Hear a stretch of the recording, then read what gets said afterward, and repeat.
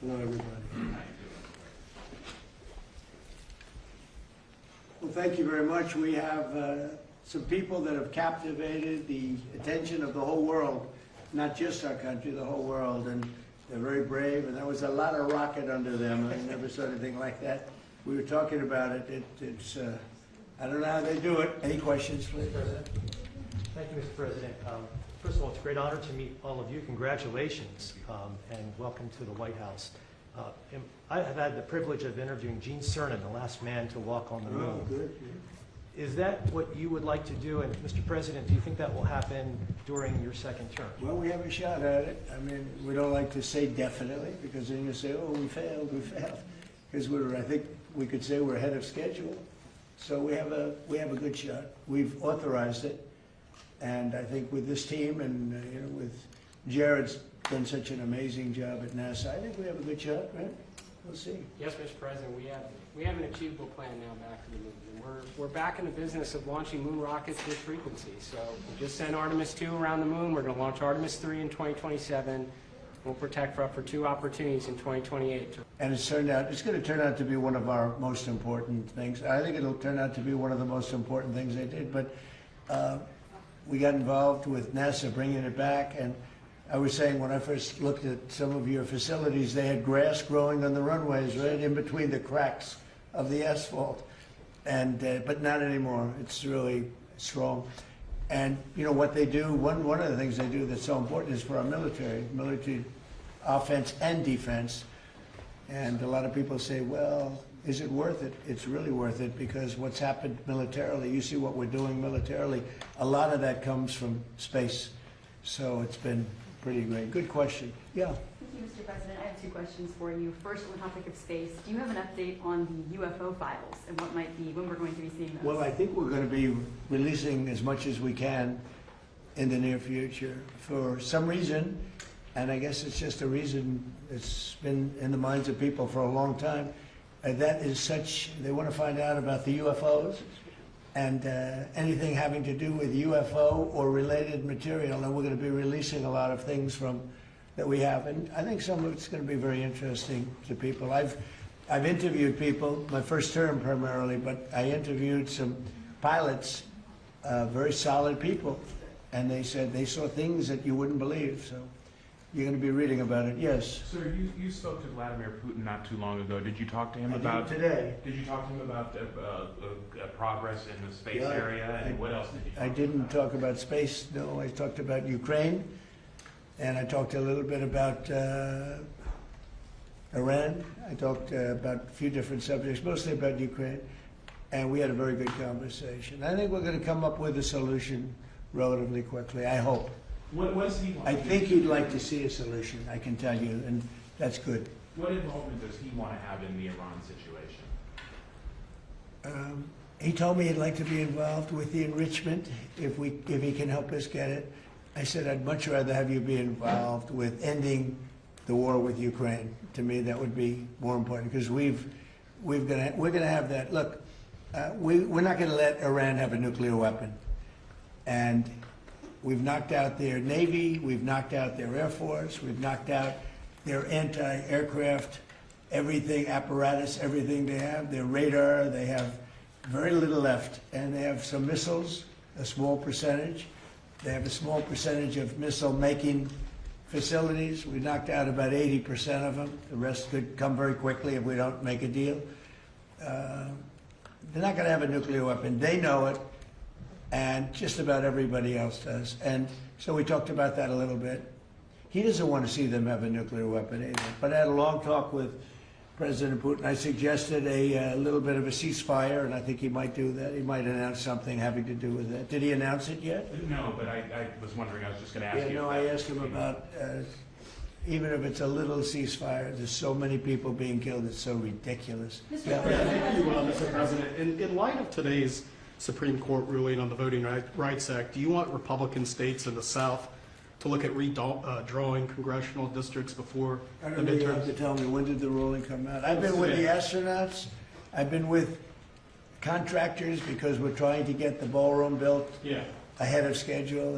It's right on schedule. It's ahead of schedule now. I want to keep it So that the way. ruling came out today. And I was think it- also with commissioning some people, but one of, David Warrington's son, I don't know, you know David, everybody knows David, he's got this incredible son, so he was just sworn in, so we had other things. Tell me about what happened. Well, some think that the ruling could create more Republican-held congressional seats in the South. That's good. Yeah, would you That's the want kind them- of ruling I like. Would you want them to When did proceed? that happen? Well, the Supreme Court ruled on it this morning. Really? Is that right? You tell me about the ruling. Well, I have a question, This is Mr. CNN President. fake news. On your call with President Putin today, do you think the war in Iran ends first or the war in Ukraine?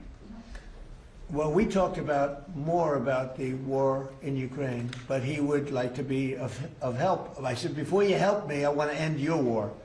So we had a good talk. I've known him a long time. I think he was ready to make a deal a while ago. I think some people made it difficult for him to make a deal, but we talked more about Ukraine. But which war do you think ends first? That's an interesting question. Coming from you, that's very interesting. Which war would end first? I don't know. Maybe they're on a similar timetable. I think Ukraine, militarily, they're defeated, okay? You wouldn't know that by reading the fake news, but militarily, look, their Navy. So they had 159 ships. Every ship is right now underwater. Typically, that's pretty good. What do you think, Jared? I mean, it's going to be hard for them to make a naval comeback. Okay, now they have an Air Force. Every one of their planes has been shot down or has been decimated. They have missiles, about 82% are gone, and they have drones, and most of them are gone. Most of the factories are mostly gone, and we have tremendous anti-drone equipment now, between lasers and that new, very special machine gun that knocks them out of the air like flies. And we use bullets instead of $1 million, missiles to knock out a $30,000 drone. So I would say Jared would tell me that with everything you just heard, typically we're in pretty good shape. And in addition, their economy is crashing. Their, as you know, their money, they call it their money, they don't have a name for it. Their money is valueless. They've got inflation that nobody's ever seen before. Other than that, I think they're doing quite well. If you read the New York Times, you'd say they're doing wonderfully because it's fake news. Or if you watch CNN, I mean, you cover it all the time. You think they're doing well. Do you think they're doing well where they have no Navy, no Air Force, no anti-aircraft apparatus, other than what they may have put there? They may have brought in some light stuff during the ceasefire, and we know exactly where it is, so it'll be knocked out within the first 15 minutes. You're about to follow up, Mr. President. Thank you very much, Mr. President. I want to go back to the Supreme Court ruling on their Voting Rights Act. I know you said you haven't seen it. When did it come out? Just now? No, it came out this morning, but basically very much narrows the Voting Rights Act. Was it considered a win for a who? win for Republicans? I love it. absolutely. But my question... This is a very good, we can end this news conference right now. I want to read it. My question Wow. for you, Mr. President, is that some Republican governors have not responded in terms of what they're going to do. I guess early voting, for example, in Louisiana. Republican starts- governors, what? Republican governors. What about it? Early voting begins Saturday there, for instance. Should they redraw the map in the next couple of I would, I mean, it depends. I mean, some states don't need to redraw, and some do. I mean, I know what the concept of the road, I just haven't seen the result. Yeah, I would say generally, I would think that they would want to do it. Some are greatly helped, and some, it didn't make much difference. Yeah, I would say they would do that. They have time to do it. Yeah, please. Thank you, Mr. President. I wanted to ask you, there's a lot of drama on the House floor today. Several bills were stalled, and a rule took 2 hours to pass today, and there's still some tension over the farm bill. Do you think that you need to get more involved legislatively on Capitol Hill? Well, we want the farm bill. The Democrats don't. We want security, okay? We need security. We want security. The Democrats don't think we need security. They actually do, but they suffer greatly from Trump derangement syndrome, like at levels that nobody's ever seen. They're sick people. There's something wrong with them. They don't want to pay anybody for security. They don't like ICE. They don't like Border Patrol people. They don't like the people that keep us safe. When they ran this, they let 25 million people into our country, and many of those people were from prisons. They were for mental institutions, drug dealers, murderers, 11,888 murders, half of whom committed more than one murder. They think that was fine. I happen to like law enforcement. They essentially want to defund law enforcement, and I don't think the public's going to let them get away with it. You know, we got it all approved in the great big beautiful bill, and they want to renegotiate. We don't like that. Yeah. Yesterday, Mr. President, the King's speech that he made to Congress, he spoke strongly, forcefully about the necessity for a strong NATO alliance. He also spoke about the necessity to continue to support Ukraine. Did his speech in any way change your thinking on either of those issues? Well, you have to understand, my thinking is, I think, exactly correct, but I was very disappointed with the fact that when we called on them to give us a little hand, we didn't need it. I actually did it just to see whether or not they'd be there. When we called on NATO to give us a hand with Ukraine, and in particular the most recent, you know, we asked them to do certain things on Ukraine, and we also wanted them to do things with Iran. And on Ukraine, they're very much involved, but they didn't do things the way we would like to see it. You know, it's been going on for a long time. And on Iran, they weren't there. As you know it better than anybody, they weren't there. The King is fantastic. We spent a lot of time together. We had a lot of talk. We talked about this also. And he loves his country, and he's a great king, and he's a great friend of mine. And I think if he were doing that, if that were up to him, he would have probably helped us with Iran. He would have followed the suggestions we made with respect to Ukraine, because, you know, we have some disagreements on Ukraine, and not having to do with NATO so much as European countries. But no, he's coming back tomorrow. We had an incredible evening last night, and he's leaving tomorrow. He's going to come back and see us before he leaves, and But I think he's a phenomenal representative for his country. I think the people in the United Kingdom should be proud. I loved his speech yesterday. I watched it. I loved the speech last night. I don't know about my speech. I thought my speech was okay too, but I thought he was. I think he's an unbelievable king, and by the way, an unbelievable queen. They are a great couple. This morning, we were talking about how busy you were this morning. James Comey was in court. He self-surrendered. He's now been charged a second time. This time over a social media post with seashells that said 8647. Do you really think that he was endangering your life or threatening your life with that post? Well, if anybody knows anything about crime, they know 86. You know what 86? It's a mob term for kill 'em. You know, you ever see the movies? 86 'em. The mobster says to one of his wonderful associates, 86 'em. That means kill 'em.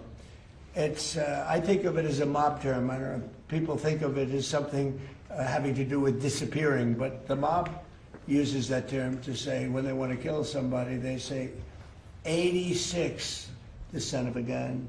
I'm trying to keep the language nice and clear. They don't use that term, son of a gun. They use another term. But that's a mob term for kill 'em. Yeah. But do you really think your life was in danger? Probably. I don't know. You know, based on what I'm seeing out there, yeah. The people like Comey have created tremendous danger, I think, for politicians and others. Comey is a dirty cop. He's a very dirty cop. He cheated on the elections. He tried to help Hillary Clinton, as you know. He dismissed a lot of things that he should have proceeded with. I wasn't involved, but he should have proceeded with. No, he's a dirty cop. He's a crooked man, yeah. Mr. President, you just described there's been disagreement between the U.S. and Keir Starmer on support for Iran. Did your visit with the King smooth that over or create any more? My visit with the King really was it was extraordinary. I mean, he's an extraordinary man. He's an extraordinary person. And, yeah, it helps it from the standpoint that, you know, when you like the king of a country so much, it probably helps your relationship with the prime minister. But, you know, in that case, the prime minister, I said, do you want to send a little help? He said, no, we'll send it after you win the war. I said, that's not good. That's not good. What do you think of that, Jared? Sending help after we win the war? I don't know. Something that bothers me. I don't want to get you guys involved, but I can imagine what you're thinking. The United Arab Emirates, the UAE, they pulled out of OPEC. Yeah. What do you think about I that? think it's great. I mean, I think it's great. Look, I know him very well, Mohammed, and very smart. And he probably maybe wants to go his own way. That's a good thing. I think ultimately it's a good thing for getting the price of gas down, getting oil down, getting everything down. They have it all. He's a great leader, actually. So no, I'm okay. They're having some problems in OPEC. Mr. President, Kevin Warsh passed a hurdle today. The Senate Banking Committee confirmed his nomination. It will go to the Senate floor. That's good. We He'll need be on the somebody. Fed in mid-May. Is it your expectation that he can persuade the other Fed governors to lower interest rates? Well, Because we'll they haven't see. I done mean, they so should. recently. Because it's a good time to lower them. We're the most prime country anywhere in the world. We're right now having investments made in our country at a level that nobody's ever seen. No other country's ever seen it. Tens of billions of dollars are being invested. Factories, auto plants, AI. I mean, not just AI, because AI is, we're leading China by a lot in AI, as you know. I'm letting them build their own electric plants. They're building them, otherwise you could never do it. It was a concept that I came up with. I'm very proud of it. And by the way, they're building electric plants that people in the utility industry have never seen before. They're saying, man, that's incredible. So they're building these massive buildings that cost billions of dollars, and they're building their own electric plants. So they're not taking from a source or the old grid, you know, an old grid that would be able to do it. No, we're leading with everything. But in the history of our beautiful world, there's never been a country that has so much money being invested in it as us. And tremendous number of auto plants, by the way. The auto plants are coming out of Canada, Mexico, Japan, South Korea, Germany. They're all coming to the United States. And the reason is I have a very smart tariff policy. You know, we were taken advantage of for years. We were being ripped off by other countries for years. And those days are over. Yeah, please. Mr. President, regarding Iran, how long are you prepared to maintain the blockade? Could that go several more months? Well, the blockade is genius, okay? The blockade has been 100% foolproof. It shows how good our Navy is, I can tell you that. Nobody's going to play games. We have the greatest military in the world, and I built much of it during my first term, and we've been building it since. And the greatest anywhere in the world, nobody even close. And you see that, whether it's Venezuela, and they have a good military in Venezuela, but it was over in one day. It was actually over in about 48 minutes. Iran, the same thing. I mean, militarily, we've wiped them out. They have no military left. It's all the Navy's at the bottom of the sea. The Air Force is never going to fly again.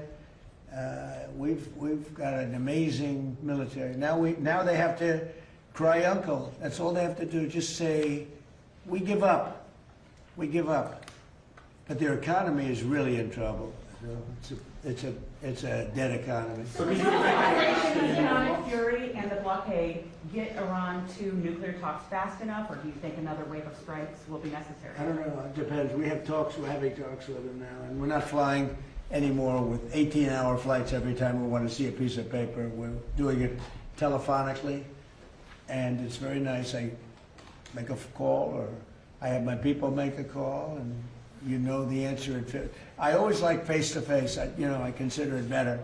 But when you have to fly 18 hours every time you want to have a meeting, and you know what the meeting's all about, and you know they're going to give you a piece of paper that you don't like before you even leave. It's ridiculous. They've come a long way. The question is whether or not they're going to go far enough. So at this moment, there will never be a deal unless they agree that there will be no nuclear weapons. Yeah, go ahead, please. Are you considering relocating NASA's headquarters out of D.C.? States like Florida, Texas, and Ohio have expressed interest. You're going to have to say it differently. Sorry, are you considering relocating NASA's headquarters out of D.C. once the lease is up? States like Texas, Ohio, and Florida. Well, the best man to tell you that is the man standing right over here. You heard that question? With those beautiful ears of yours? He's got great hearing, you know, he's got super hearing. Trick of the trade, sir. What's the answer to that? I think the answer to that is we have 10 amazing centers around the country that all kind of bubble up to contribute to the mission we're able to undertake, like Artemis II. I think in terms of the headquarters, we have a lot of people very interested in our mission. So being here in DC gives us the opportunity to kind of interact from all our stakeholders, make sure we make the right decisions for the nation. Yeah, DC is an advantage, I guess, for you. It's got to go around, it's got to see some senators, make sure they keep going, right? Yes, Mr. President. Yeah, probably staying around's not so bad. And importantly, Washington, D.C. is now one of the safest cities in the country. When I came here a little more than a year ago, it was a very unsafe city. And now, maybe even more importantly than that, we have the hottest country anywhere in the world. And you helped make it hot. You know, you helped make it hot. When a year and a half ago, and I say it a lot, the King of Saudi Arabia, but others also, the King of Saudi Arabia said, Mr. President, a year and a half ago, a year ago, we thought you had a dead country. We thought the United States was a dead country, and now you have the hottest country anywhere in the world, and we do. And believe it or not, I mean, when everybody in the world was watching that incredible performance by NASA, these incredible people behind me, where they get the bravery, I have no idea.